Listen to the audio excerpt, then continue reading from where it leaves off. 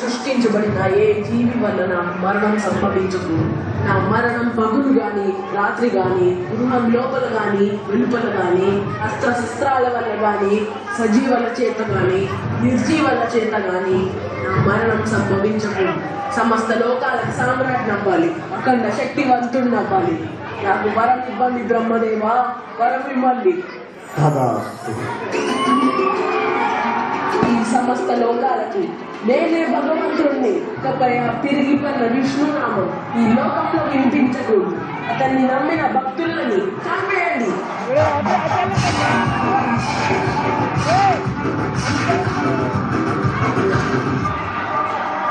ఇక మీరందరూ నేను చెప్పిన విధంగానే పనులు చేయాలి.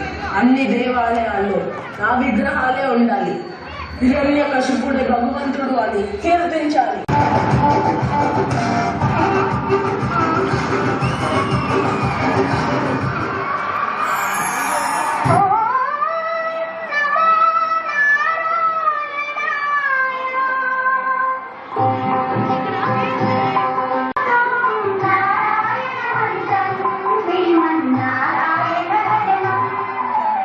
రాకుమార, మీరు విష్ణువుని పూజించడమా? ఈ విషయం మీ తండ్రి గారికి తెలిసిందంటే అనర్థం సంభవిస్తుంది. మీరు అసురు జాతి కాబోయే మహారాజు. మీరు విష్ణువుని పూజించడం సవ్యం కాదు. నేను అసురుడిని, కానీ భక్తికి జాతితో సంబంధం ఏముంది?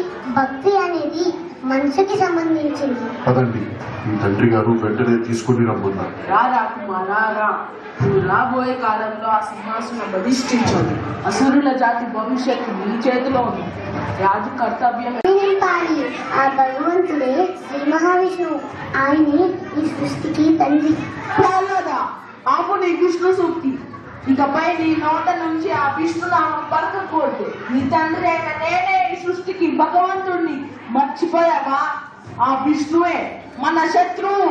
నన్ను శ్రమించండి తండ్రి. నేను భగవాన్ విష్ణువుని ఎప్పటికీ నా శత్రువులను స్వీకరించలేను. దయచేసి మీరు భగవాన్ విష్ణువు పట్ల ఉన్న శత్రుత్వాన్ని వదులుకోండి. మీరైనా శరణ వేడుకోండి. ఆ తిరిగి పన్న విష్ణువుని నేను శరణ వేడుకోవాలా? నీ చిన్నాన్న మరణం గురించి నీలో ఎలాంటి వేదన లేదా? చిన్నాన్న గారిని సంహరించి వరహస్వామి ఎలాంటి తప్పు చేయలేదు. చిన్నాన్న గారే క్షమించడానికి తప్పు చేశారు. ఆ విష్ణునామం పలికిన నీ జీవం ఇంకా బ్రతకకూడదు. నేను ప్రహ్లాదుడికి మరణదండన విధిస్తున్నాను.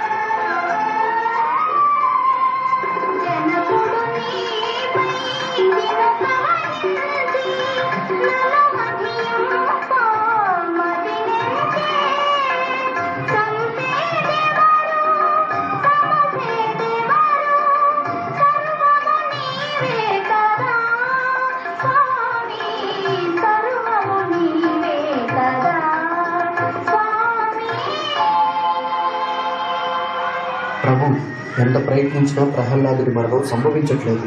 ఏదో శక్తి అడ్డుకుంటుంది.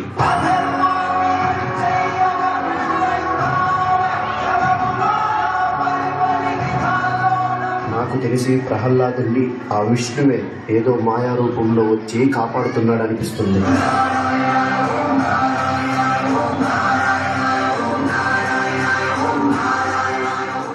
మీ సోదరి హోలిక సాయంతో కూడా ప్రహ్లాదుడిని ఏమీ చేయలేకపోతున్నాం.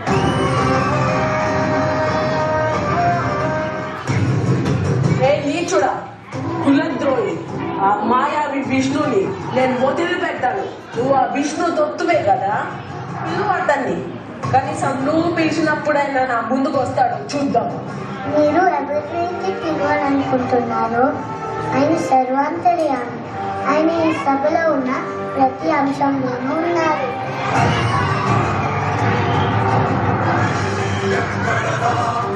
హరితం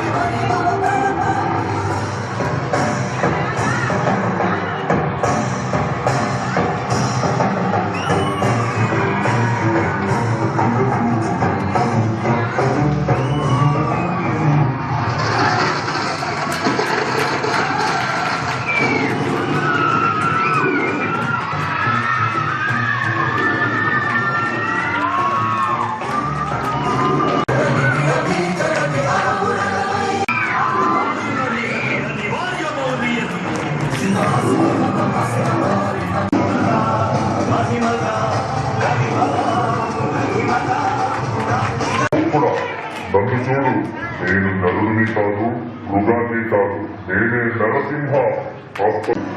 కడప మీదున్నావు, నువ్వు భూమి మీద లేవు, ఆకాశంలోనూ లేవు. నువ్వు నా తొడల మీదున్నావు. ఒక్కసారి నా పూలని బాగా చూడు. సజీవము కాదు, నిర్జీవము కాదు.